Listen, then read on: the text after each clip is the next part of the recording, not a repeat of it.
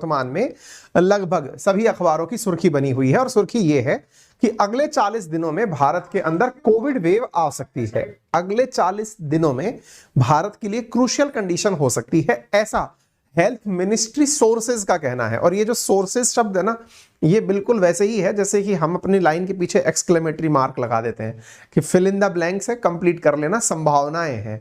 यानी कि एक प्रकार से सोर्सेज कोई भी सरकारी व्यक्ति होता तो है, लेकिन कभी भी वो ये नहीं कहता कि मैं 100% श्योरिटी से ये बात बोल रहा हूं। लेकिन इतना देखते हुए अखबारों की ये हेडलाइन बन जाता है। इसका मतलब ये हुआ कि सरकार ना चाहते हुए भी अपना नाम तो लेगी नहीं, लेकिन किसी सरकारी व्यक्ति के माध्यम से अंदर दी टेबल खबर बाहर आ जाती है। तो अभी साहब सबसे बड़ा सवाल ये क्रिएट होता है कि अगले 40 दिन भारत के लिए क्यों क्रूशियल हैं, क्यों सुर्खियां बन चुके हैं कि भारत के लिए अगले 40 दिन कोविड केसेस के अंदर एक बहुत बड़ा सर्ज दिखा सकते हैं, एक बड़ी संख्या इसके अंदर दिखा सकते हैं। इसके पीछे का तर्क क्या है? तो देखिए, तर्क जो है वो आधारित है अनुभवों पर, और अनुभव है इस बात के कि जितना भी कोरोना संक्रमण हुआ है वो एक व्यक्ति से दूसरे व्यक्ति तक संक्रमण के आधार पर और ट्रैवलिंग के आधार पर हुआ है। उदाहरण के लिए अगर आज एक क्षेत्र में इंडिया की बात कर लेते हैं, इंडिया में अगर कोरोना की एंट्री माने तो इंडिया में कोरोना, चीन में जब कोरोना देखा गया था उसके 60-70 दिन बाद केरल की एक लड़की जो कि वुहान से पढ़कर आई थी, वहां से शुरू हुआ था और संपूर्ण भारत के अंदर आ गया था। लेकिन कोरोना जब चीन में लहर के रूप में फैला था, उसके 6-7 महीने बाद भारत में कोरोना की लहर आई थी। अर्थात व्यक्ति से व्यक्ति में फैलने का एक समय होता है, जहां सामान्यतया अल्फा, बीटा, गामा, डेल्टा ये एक व्यक्ति से दूसरे व्यक्ति में फैलने की एक नियत संक्रमण रेट रखते हैं। वहीं ओमिक्रॉन का ये BF7 जो वेरिएंट है, ये सामान्यतया एक व्यक्ति से 18 व्यक्तियों में औसतन फैल सकता है। इसकी संक्रमण क्षमता बहुत तीव्र है।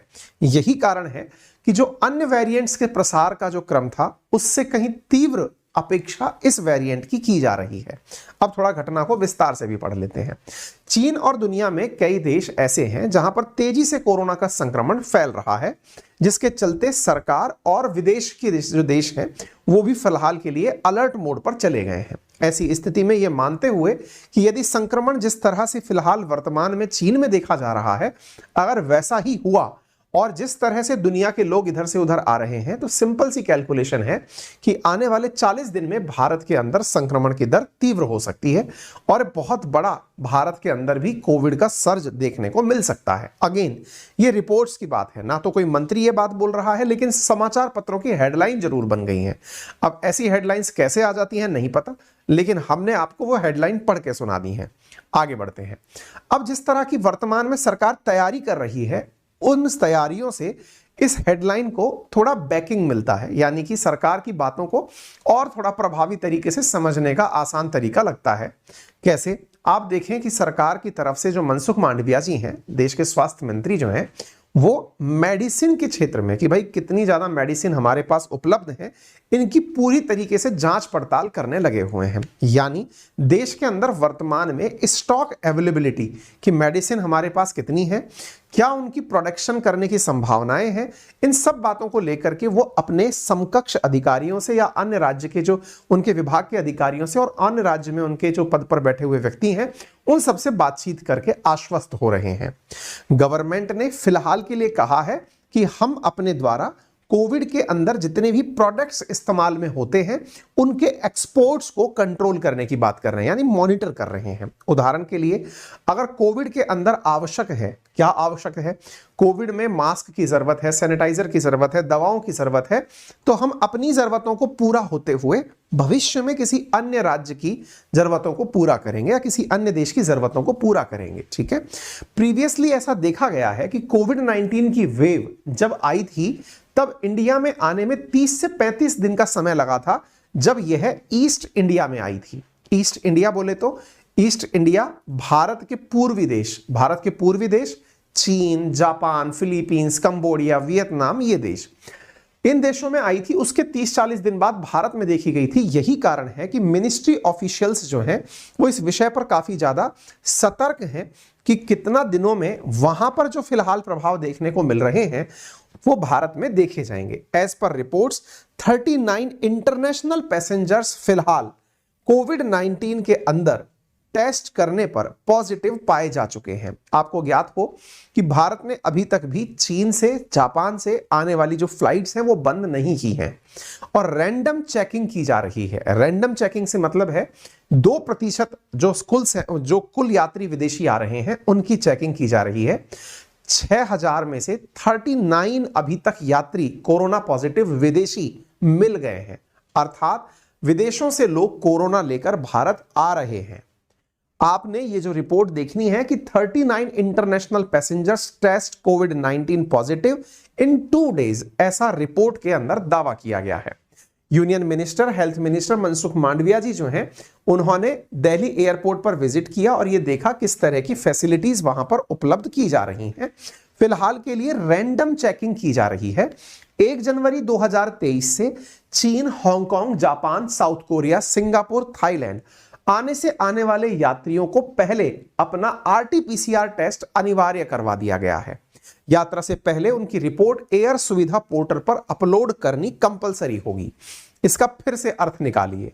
जहां तक रिपोर्ट्स की बातें हैं, सरकार जिस तरह से प्रिकॉशंस बरत रही है, इसका अर्थ है कि यह संभावना से इनकार नहीं किया जा सकता कि भारत में कोविड के केसेस नहीं बढ़ेंगे, क्योंकि जिस तरह से अभी बहुत अच्छे से स्क्रीनिंग करने का प्रयास जारी किया जा रहा है, जिस तरह की तैयारियों की मुआयने कर रहे हैं, हॉस्पिटल्स को कहा जा रहा है कि वो अपने संसाधनों को क्रॉस चेक कर लें, ऑक्सीजन सिलेंडर्स, दवाएं वो पूरी तरह से उपस्थित हैं या नहीं ये जांच लें।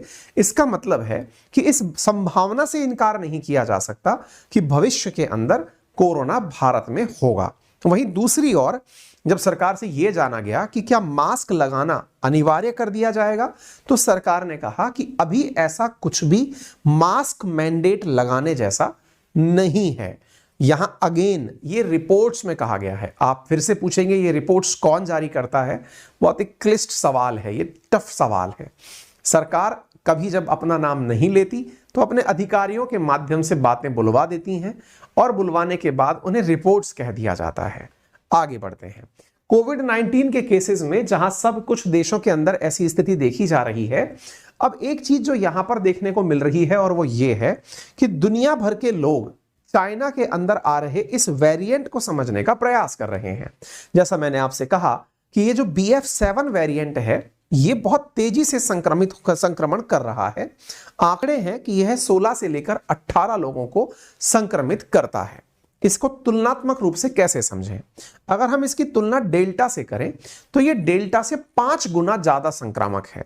यानी अगर किसी व्यक्ति को डेल्टा की वजह से, यानी कोरोना के डेल्टा वेरिएंट की वजह से कोविड हुआ था, तो वर्तमान में इस BF7 जो कि ओमिक्रॉन का सब वेरिएंट है, इससे होने वाला संक्रमण 5 गुना तीव्र हो रहा है। डेल्टा 100 दिनों के बराबर जितने लोगों में फैला था, यह वायरस 15 दिनों में फैल रहा है।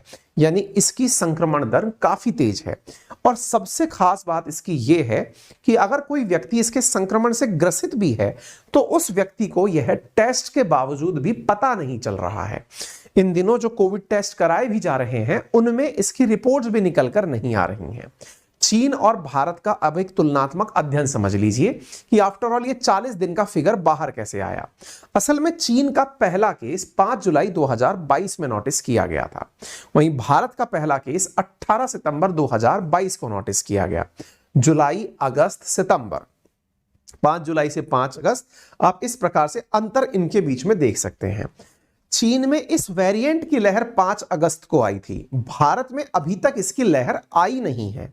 उम्मीद की जा रही है कि इसकी लहर आएगी। इसके पीछे का क्या कारण है? इसके पीछे का कारण है कि चीन से भारत आने में जो लगने वाली समय सीमा है, उसको कहीं ना कहीं कैलकुलेशंस में, रिपोर्ट्स में काउंट किया गया है। उदाहरण के लिए, भारत में जब पहली बार कोरोना वायरस आया था, वो चीन के 61 दिनों बाद देखा गया था। चीन में 1 दिसंबर 2019 यानी लगभग आज से 3 साल पहले पहला केस दर्ज किया गया था। हुबई का एक प्रांत, 55 वर्षीय व्यक्ति, प्रांत के अंदर एक 55 वर्षीय व्यक्ति को यह केस हुआ था। उसके बाद धीरे धीरे 1 दिसंबर से जनवरी में पहुंचते पहुंचते यह थाईलैंड में पहुंचा 41 दिन में, जापान में 47 दिन बाद केस रिपोर्ट किया गया, अमेरिका में 52 दिन बाद, भारत में 61 दिन बाद, जब वुहान यूनिवर्सिटी में पढ़ने वाली एक 20 साल की बच्ची केरल लौटती है, और ब्राजील में ये 87 दिनों बाद पहुंचा, क्योंकि तुलनात्मक रूप से ब्राजील काफी दूर भी है और कनेक्टिविटी के हिसाब से इतनी फ्रीक्वेंसी नहीं है।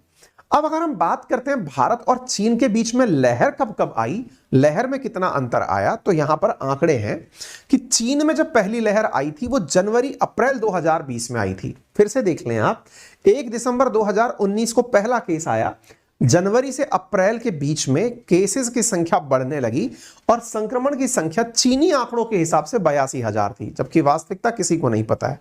लेकिन भारत में पहली ही लहर 7 महीने बाद आई थी। हम लोग अगस्त 2020 से जनवरी 2021 के बीच में प्रभावित हुए। संक्रमणों की संख्या 2,78,944 देखी गई। इसी कारण से इन्हीं अंदाजों को लगाते हुए, चूंकि वर्तमान में चीन के अंदर काफी बड़ी लहर है, तो ये जो 7 महीने का सफर है, चूंकि 100 दिन का सफर ये 15 दिन में कवर कर लेता है, इसलिए 7 महीने का सफर 4 महीने में कवर कर लिया जाएगा, 40 दिन में कवर कर लिया जाएगा, ऐसा अंदेशा है। यही कारण है कि भारत के अंदर अगले 40 दिन और अहम हो जाते हैं, क्योंकि इसकी संक्रमण रेट काफी तेज है और विदेशियों का आना फिलहाल जारी है। उदाहरण के लिए सरकार भी इन चीजों से पूरी तरह से ध्यान रखते हुए आगे बढ़ रही है। फिलहाल के लिए सरकार ने यह इंश्योर करने का काम किया है कि भारत में ऑक्सीजन की अवेलेबिलिटी पर्याप्त मात्रा में हो और लाइफ सपोर्ट इक्विपमेंट जो हॉस्पिटल्स में है वो पर्याप्त मात्रा में उपस्थित हो। भारत सरकार ने स्थित जानकारी देते हुए बताया है कि फिलहाल 81 लाख डोजेस स्टॉक में अवेलेबल हैं वैक्सीनेशन की। 2 डोज लगने के बाद में डोज लगने वालों की संख्या फिलहाल 31,000 से 39,000 हो गई है। देश में 18 साल से अधिक के 22.34 करोड़ को ही फिलहाल बूस्टर डोज लगी है। 2 दिन में जांच कराने वाले भी फिलहाल बढ़े हैं। 19 दिसंबर को जहां 61,000 नमूने जांचे गए थे, 21 को 1.17 लाख नमूने जांचे गए हैं, यानी कि लोग भी अब प्रिकॉशंस को ज्यादा सीरियसली ले रहे हैं। सितंबर में जहां भारत में 5 से 7,000 केस आ रहे थे, फिलहाल केसेस की संख्या में कमी है, लेकिन केसेस की संख्या नमूने बढ़ने पर बढ़ भी सकती है। चीन के मुकाबले ये कहा जा रहा है आईएमए के द्वारा कि भारतीय लोगों की इम्यूनिटी अधिक है, लेकिन इस बात से भी इनकार नहीं किया जा रहा है कि सरकार अलर्ट मोड पर है। चिंता तब एक बार और बढ़ जाती है जब फिलहाल 22 दिसंबर को कार्यक्रम जो दलाई लामा का बोध गया में शुरू हुआ है, जो 1 महीने तक चलेगा, जिसमें Japan, Thailand, Vietnam, Tibet, Burma जैसी जगह से बड़ी मात्रा में लोग पधारेंगे। तो ऐसी स्थिति में प्रशासन पूरे अलर्ट मोड पर है कि इतने देशों से लोग जब आएंगे तो संभव है कि इस कार्यक्रम की वजह से बड़ी मात्रा में कोरोना का संक्रमण भी देश में चलकर आ जाए। इसी कारण से यहां पर पर्याप्त मात्रा में विदेशी जो नागरिक आ रहे हैं उनके संक्रमण पर टेस्ट करने की आवश्यकता होगी। चूंकि जापान में 7 दिन के भीतर हर रोज 1.5 लाख से ज्यादा मरीज मिल रहे हैं। 20 दिसंबर को 1.87 लाख से ज्यादा केस यहां निकल कर आए हैं। ऐसी स्थिति में यह चिंता और ज्यादा बढ़ जाती है। फिलहाल के आंकड़े, जापान में चूंकि हर चीज को बहुत खुल करके रखा जाता है, तो फिलहाल जो आंकड़े निकल कर आ रहे हैं वो ये हैं कि जापान में 29 दिसंबर को एक ही दिन में 415 मौतें हुई हैं कोरोना की वजह से। वहीं एक और चीन ने अपने द्वारा यह क्लियर कर दिया है कि वो लोगों को ये आंकड़े ही नहीं बताएगा कि उनके यहां पर कितने संक्रमित लोग हैं, और ना ही वो लोगों को आंकड़े साझा करेगा, ना ही वो अपडेट करेगा। दूसरी ओर चीन ने अपने यात्रियों पर से प्रतिबंध भी हटा दिया है और उन्हें कहा है कि वो जहां जाना चाहते हैं बढ़िया से जाएं। यही कारण है फिलहाल दुनिया भर के लोग चीनी यात्रियों के ऊपर अपने अपने तरीके के प्रतिबंध लगा रहे हैं, जिसका चीन मुखर विरोध कर रहा है। हाल ही में यूरोपियन यूनियन के कई देशों ने यह कहा है कि चीन से आने वाले नागरिकों का प्रॉपर तरीके से कोविड टेस्ट किया जाएगा। इस वजह से चाइना थोड़ा नाराज भी हुआ है। उसने हाल ही में यानी कल ही कहा कि चाइनीज लोगों को इस प्रकार से चेक किया जाना डिस्क्रिमिनेटरी है, यानी कि हमें अलग ट्रीट कराता है, विभेदात्मक है। इसका अर्थ यह होगा कि ये सारी चीजें चीन को नीचा दिखाने के लिए की जा रही हैं। मैनी कंट्रीज वेलकम चीनीज टूरिस्ट, क्योंकि ये हम लोगों ने इमिग्रेशन को कंट्रोल को रिलैक्स किया है, लेकिन लोग हमें नीचा दिखाने के लिए ऐसा कर रहे हैं। अब क्या पता चीन ने जो फिलहाल बॉर्डर खोले हैं वो कितने देशों में जाकर के फिर से तबाही मचाएंगे। उम्मीद करते हैं कि किसी को बहुत बड़ा नुकसान ना हो, लेकिन अगर एक्सपर्ट्स की बात माने तो ये चीन का जो नया वेरिएंट BF7 है, जो चीन से फिलहाल जो संक्रमण दिखा रहा है, यदि इसमें और ज्यादा वर्स्ट कंडीशंस बन गई तो स्थितियां और बिगड़ जाएंगी। क्योंकि आप यहां देख सकते हैं, यहां पर वैज्ञानिकों का मत है कि इसका और भी कोई वेरिएंट संभव निकल कर आ सकता है। आप में से कुछ लोगों का एक बहुत बड़ी देर से कमेंट चल रहा है, क्या एग्जाम्स कैंसिल होंगे, क्या परीक्षाएं खिसक जाएंगी, क्या लॉकडाउन लग जाएगा क्या। देखिए, ये प्रेडिक्शन करने वाले आप और हम कोई नहीं होते, लेकिन अनुभवों से एक बात कह सकते हैं, जिंदगी चलती रहेगी, एग्जाम्स होते रहेंगे, मोड बदलते रह सकते हैं, लेकिन आप अपनी दिनचर्या को जैसे फॉलो करते चल रहे हैं, आप चलते चलिए। आप इन वजह से, क्योंकि आपने बहुत बड़े बड़े चुनौतियों को सक्सेसफुली कंप्लीट करके आगे निकल कर आए हैं, आप सभी वॉरियर्स हैं और आप आगे भी ऐसे ही बढ़ेंगे। इसी सकारात्मकता के साथ आप आगे चलते रहें। फिलहाल के लिए इतना ही। और मेरा रेफरल कोड है अंकित10। 2023 के जितने भी सब्सक्रिप्शंस ऑफर आपके लिए आ रखे हैं, उन सब में 23% का डिस्काउंट आप मेरा रेफरल कोड यूज करके ले सकते हैं। आप सबके लिए नव वर्ष के प्रथम सप्ताह में मेरे द्वारा एक फाउंडेशन बैच लाया जा रहा है अनअकैडमी के साथ, जिसमें state PSC, SSC, defence, railway के जो विद्यार्थी हिस्ट्री, ज्योग्राफी, पॉलिटी, इकोनॉमी पढ़ना चाहते हैं, विशेष रूप से SSC वाले विद्यार्थी इसको ध्यान से सुने, क्योंकि अब उनके GK जो है वो मेंस में भी आने लगा है। उनके लिए 6 महीने का सब्सक्रिप्शन 1999 का है। यदि वो अंकित10 कोड यूज करते हैं तो उन्हें यह सब्सक्रिप्शन 1500 के अराउंड प्राप्त होता है। नए सप्ताह में कोर्स आएगा वो तो सही है, लेकिन ये जो ऑफर है अंकित10 पर 23% डिस्काउंट का, ये शायद 1 तारीख तक ही रहेगा। तो ऐसी स्थिति में यदि आप सब्सक्रिप्शन लेना चाहते हैं तो अभी अपना सब्सक्रिप्शन बुक कर लें। 8 रुपये प्रतिदिन की cost per live classes, Hindi और इंग्लिश नोट्स प्रिंटेड फॉर्मेट में, यानी कि आप उन्हें डाउनलोड कर पाएंगे, हमारी लाइव क्लासेस सुन पाएंगे। प्रयास होगा कि आपको बेहतरीन अनुभव दिलाएं। फिलहाल के लिए इतना ही। कोर्स का लिंक कमेंट बॉक्स में दिया गया है, आप उसे वहां से सब्सक्राइब कर सकते हैं। फिलहाल के लिए इतना ही।